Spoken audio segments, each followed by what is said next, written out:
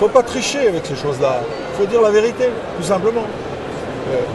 Il y a toujours une histoire de profit derrière tout ça. Une grande surface va parler du prix avant de parler de la qualité du produit. Un industriel, il va en faire pour le prix qu'on lui a accordé. Il ne va pas en faire plus. À force de recherche de premier prix et à force aussi de recherche de productivité, donc de mécanisation à outrance, on a rétréci tous les circuits.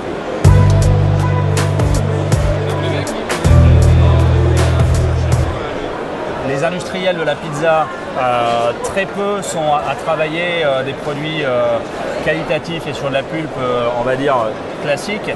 L'industriel, là, il privilégiera le prix parce qu'il a une ligne à faire tourner, mais le pain c'est pareil. Vous savez, aujourd'hui on trouve des baguettes industrielles sur le marché qui viennent de Pologne ou de Slovaquie ou bientôt de Chine aussi et qui coûtent 20 ou 25 centimes.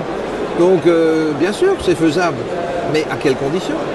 Beaucoup travaillent à partir de concentrés de tomates qu'ils peuvent diluer parce que c'est une matière première qui est très faible en achat en termes de coût. Alors évidemment, on va retrouver le côté acide de la tomate. Voilà, c'est uniquement pour des contraintes financières qu'ils choisissent de travailler du produit premier.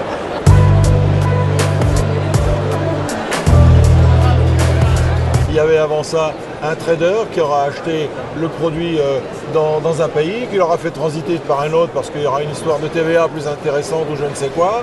Et au final, on aura un produit quand même de moyenne qualité qui aura, au fil de son cheminement, aura pu être dévié où la traçabilité n'aura pas été respectée complètement. Pour preuve, il y a 2 jours, je faisais mes courses comme n'importe quel consommateur chez Carrefour. Et sur l'étal du poissonnier, il mettait en avant un saumon d'élevage, stipulé saumon d'élevage. Et il disait par contre, si vous le faites cuire, enlevez la peau parce qu'il y a des risques de parasites sur la peau.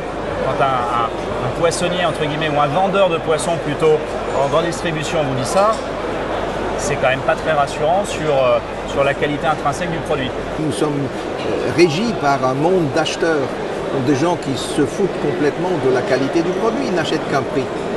Il suffit que le petit chinois de service vienne, il est 30-40% moins cher.